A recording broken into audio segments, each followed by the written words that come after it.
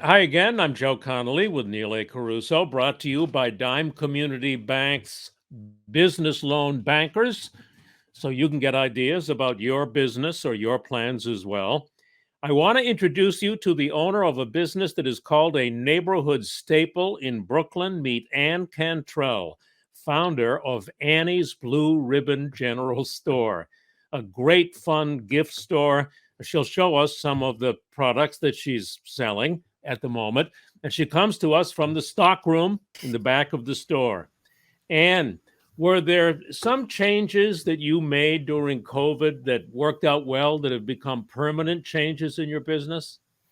Absolutely. We were so grateful for our community during that time. We were very lucky. We already had a robust website set up, so we were able to do about 80% of our sales during that time to do some great pivots from my team. One thing that we did, which I know so many companies did as well, which is in-store pickup, and we just got 2 in-store pickups this morning for Father's Day coming up, but in general, we are always trying to read and see what works with the customer. So in-store pickups still in place. We did some shopping appointments that we kept for a little while longer. And overall, we are really grateful for the audience that we acquired during that time period when people were really trying to support small businesses, and it's managed to stick. So we're grateful for that. 80%, that's great. Did you try the streaming of shopping? Some businesses tried live streaming shopping early on there. Yeah, we did. We did that on Instagram Live, and it was really fun. It was just difficult to translate what people wanted to buy into actually selling things. We had worked with another platform called Shop Shops prior to COVID, where we used to actually live stream to China, and buyers would buy things through that platform. So we still kept those Shop Shops going and able to try to utilize what we learned there on our own platform. But it was challenging. So I've heard of selling ice cubes to Eskimos. Did you just say that you were selling products that may have been made in China to people in China? That is, yes, that might have been the case in some ways. But we also had a lot of local makers and things that people, it was a huge time difference. Obviously, like we would be doing it in the morning, and moms in China would be watching us at nighttime. So we were really catering to that specific category. So we had some fun finds that were curated from our general store here in Brooklyn. Absolutely. Do you still do those live streaming? And secondly, more importantly, how do you find hundreds and thousands of unique products that you keep turning over and changing? Oh, that's the best part of my job. I was just at a buying appointment yesterday for like 6 hours, and I just get so excited for finding new product that to curate for our customers. And we're no longer doing that. I sometimes do some videos and things like that. It was just hard, like reading comments. I'm sure you've heard from other people. We want this, but we only had a certain amount. So who gets what, and invoicing people. So it was challenging. I know there's been some interesting technology that came out of that time period, but that wasn't something that we kept going with. But it was fun while it lasted. Actually, my whole family got involved. My daughter was like trying. She was in third grade at the time, so she would get in on the trying on fun products for people to buy, and we were all home trying to make it all work. Just briefly, did you say you were at a 6 hour buying appointment? Was that with an aggregator who brought in a lot of things and showed them to you? How does that work? That was at a showroom and in Manhattan. So yes, it's a representative that has many different lines called the Harper Group, and they have many different lines. So we were specifically concentrated. I knew it was going to be a long appointment because it's one of our best book vendors, Chronicle Books.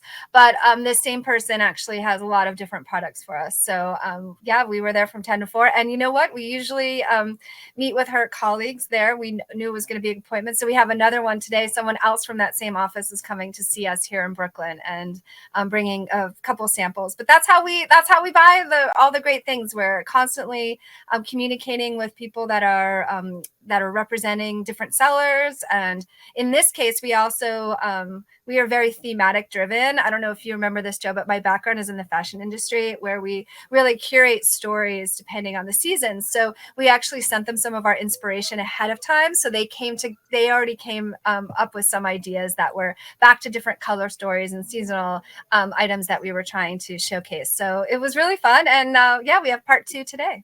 That's cool. Neil wants to mention that fashion industry and how it affects your business. Yeah, Joe, I mean, Annie, I knew you're an associate professor at FIT. And so I'm curious, what do you see as the future of retail? And what are you teaching those students in terms of merchandising and sourcing products and all that good stuff? Yes, well, thank you so much for asking. It's been an interesting time between supply chain issues and just figuring out what the customer wants and where they're going to buy it.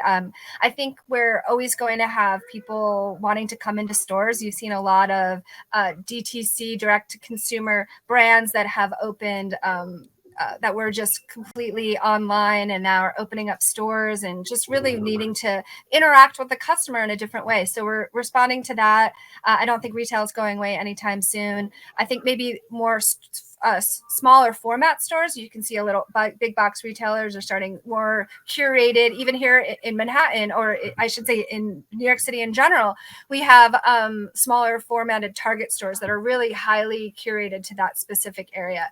And but we're really I'm in the business school in the fashion business management department at FIT, and my focus also is on sustainability. And I do think that is a big focus for the consumers. And here we are from my store in Park Slope, Brooklyn, where it's always been a really big focus from consumers about where things are made, what they're made of, and making sure that we have an ethical supply chain and everything that comes along with it. I noticed on your website that you're running a promotion for a Candle of the Month Club. And so I'm wondering, with the Candle of the Month Club, are there other new ways that you're finding customers? Well, actually, thanks for asking about that, Neil. Some of the products I brought today are three categories that are our best categories, which are candles, cards, and candy. And so to bring more value to the customer, we started this Candle of the Month Club, where we are candle crazy here at Annie's. And we talked to our team about which is everybody's favorite candles. And so each month we're giving 15% off that candle. And it's just been a nice way to introduce our customers to. We've only worked with Brooklyn makers so far, so it's been really cool. We started with Apotheke candles. They're in Red Hook, Brooklyn. We took a tour of their factory and warehouse, and we got some awesome Instagram footage. So we're really trying to connect, make things more personal here at our general store. So Instagram is still important to you? Absolutely, yes. Number one. We really feel like we're connecting with our audience there in many ways. Can you show us 3 of your good sellers and tell us, if it's not obvious, why they're a good seller? What makes them a good seller? Awesome. Like I said, we really have, I'd say if we concentrated on the 3 C's, cards is one of them. This is a birthday card. I happen to have a thing for lightning bolts at the moment. Bought a lot of lightning bolt things yesterday. Pink and lightning bolts totally happening for the going forward. But this is a local, this is a independent maker. We actually have a huge card wall here at Annie's. We have tons of seasonal cards depending on if it's Mother's Day, Father's Day, holidays, graduation, etc. But birthday cards are always a big staple. These are beautiful letter pressed birthday cards. I said candy is a big seller for us. This is a personal favorite here at Annie's. These are candy kittens. They are gummy candies, and my whole team pretty much just subsist on candy kittens. And then I also said candles. And so this is a line I thought you might appreciate. This line is called Boy Smells. And this brand, actually, this is one of their staple candles, but this one is a seasonal one called Herbaceous, and smells so good. This has notes of basil, mint, eucalyptus, ginger, wet grass, and white woods. It just like this one we sold out of like within 3 days when it first came.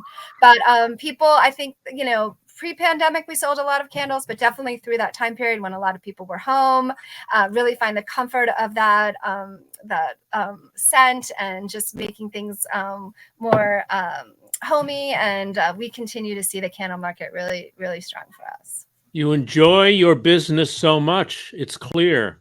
Yes, I can tell. absolutely. I really love it. We've been open for 15 and a half years now. It'll be 16 years in October. We had a big party to celebrate in October for our anniversary last year, and we're just trying to keep the good vibes going over here.